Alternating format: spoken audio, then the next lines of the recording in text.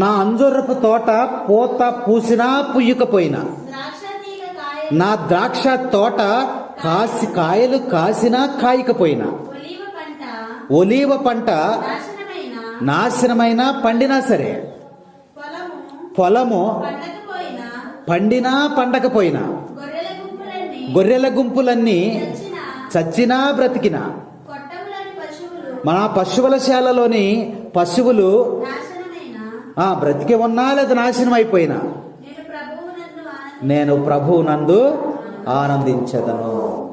అది ఈ అంతర్గత నక్షత్రాలు మనకు చెప్పేది ఏంటంటే, నువ్వు బాధలు వచ్చినా, కష్టాలు వచ్చినా, వ్యాధులు వచ్చినా, దురదృష్టాలు నీ వెంటాడినా సరే, నువ్వు మాత్రం ఏం చేయాలి?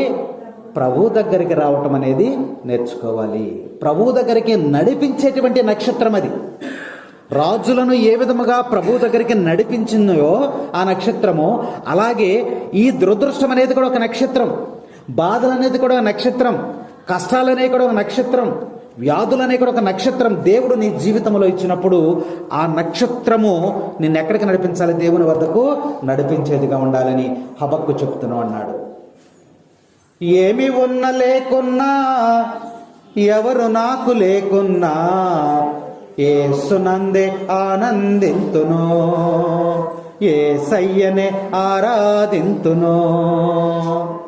ఏమి ఉన్న లేకున్నా, ఎవరు నాకు లేకున్నా, యేసునందే ఆనందింతును, యేసయ్యనే ఆరాధింతును, ఆనందింతును, ఆరాధింతును, ఆనందింతును, ఆరాధింతును, యేసునందే ఆనందింతును,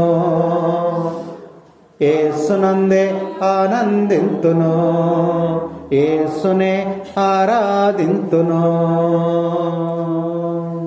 ఏమి ఉన్న లేకున్నా, ఎవరు నాకు లేకున్నా, యేసునందే ఆనందింతును, యేసయ్యనే.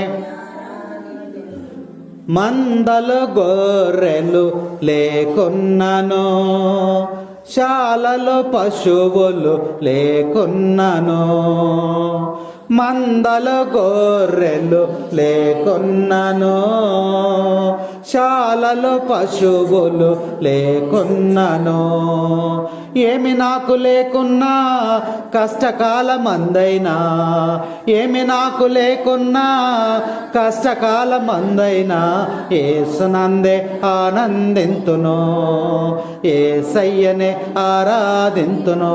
పడాలి.